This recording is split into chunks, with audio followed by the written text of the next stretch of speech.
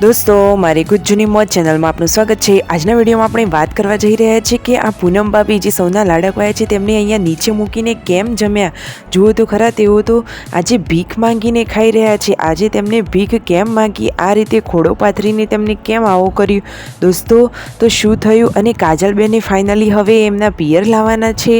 કયા કારણથી લાવવાના છે? સંજયભાઈને તેમના મમ્મી શું વિચારી રહ્યા છે કે લાવવા કે નહીં, તે બધા જ પ્રશ્નોના જવાબ મળશે તમને મારા આ વિડીયોમાં। મારી ચેનલ ઉપર નવા હોય તો ચેનલને લાઈક શેર અને સબસ્ક્રાઈબ કરવાનું ભૂલતા નહીં। તો ફટોફટ રાશિની જોવો, લાઈક શેર અને સબસ્ક્રાઈબ કરી દો ફૂલ વિડીયોની ઠાકોર ફેમિલી બ્લોગ ચેનલ।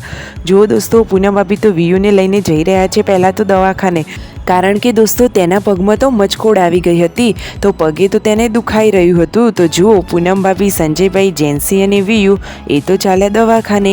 તો શું હવે ડૉક્ટર તેનો શું ઇલાજ કરે છે, તેને કંઈ વધારે વાગ્યું છે કે નોર્મલ મચકોડ છે, એ હવે દવાખાને જઈને આવશે ત્યારે ખબર પડશે। અને ઘરે જુઓ, આજે શીતળા સાતમના દિવસે તેમના ઘરે પૂજા થઈ રહી છે। આ રહી પૂજાની થાળી। શિલ્પા ભાભીએ મસ્ત મજાનો ચૂલો લીંપી અને તૈયાર કરી દીધો। પછી જુઓ, કંકુથી તેને તિલક કરી અને ચૂલાના વધામણા કર્યા અને શીતળા માતાની પૂજા કરી। જુઓ દોસ્તો, કેટલી સરસ વિધિસર તેમણે પૂજા કરી છે। પછી પાર્વતી ભાભીએ પણ ચૂલાની પૂજા કરી અને જુઓ, શીતળા માતાની આ રહી પ્રસાદી। દોસ્તો, તમારા ઘરે આ જ રીતે થાય છે વિધિ પ્રમાણે કે કંઈ અલગ રીત હોય છે? અને જુઓ, પછી શીતળા સાતમની બધાએ ભેગા બેસીને વાર્તા વાંચી અને પૂનમ ભાભી આ ક્યાં ચાલ્યા દોસ્તો? તેમને આજે કેમ ભીખ માગી? આ રીતે બધાના ઘરનું માગીને તેમને કેમ ખાધું? આ રીતે ખોળામાં લઈ અને જે કોઈ આપે એ જ ખાવાનું, બીજું નહીં ખાવાનું દોસ્તો? આવું કેમ? તો દોસ્તો, તેમને આવી બાધા લીધેલી છે બાળકો બીમાર ન પડે એટલા માટે તેઓ આ રીતે ઘરે ઘરે ફરી ભીખ રીતે માગી અને પછી જ ખાવાનું। જો દોસ્તો, તમે વિડીયોમાં લાઈવ જોઈ શકો છો, પૂનમ ભાભી બધાના ઘરે જઈ બારણું ખખડાવીને બધાના ઘરેથી જે મળે એ લઈ ખોળામાં અને પછી ઘરે આવી રહ્યા છે।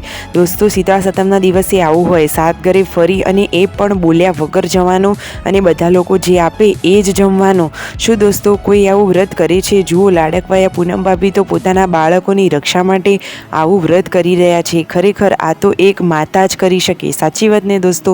જુઓ, બધાએ તેમને જે પ્રસાદ રૂપે આપ્યું તે એમને ખોળામાં લઈ લીધું અને હવે ફાઇનલી તેઓ ઘરે પહોંચી ગયા છે। જુઓ, અને ઘરે જઈ અને એ પણ એ તો કંઈક અલગ રીતે જ ખાઈ રહ્યા છે દોસ્તો।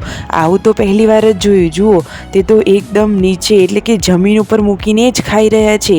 તેમને આવી બાધા છે કે ભીખ માગીને લાવવાનું અને ભોય મૂકીને જ ખાવાનું। ખરેખર દોસ્તો, એક માતા બાળકો માટે ગમે તે કરી શકે છે, સાચી વાત ને? આ વિડીયો જોઈને એટલું તો પ્રૂફ થઈ જ ગયું। જુઓ, પૂનમ ભાભી આ રીતે માંગીને લાવ્યા હતા અને પછી આ રીતે જમીન ઉપર જ કોઈ પણ વાસણ લીધું ન હતું અને એ રીતે મૂકીને જ તેઓ જમ્યા। અને આ સૌનો લાડકવાયો મિતાંશ રાકેશભાઈએ તેને બનાવી દીધો છે ક્યુટ કાનોડો છે ને, બાકી એકદમ તોફાની કાનોડો મસ્ત લાગે છે। Like share and subscribe my channel.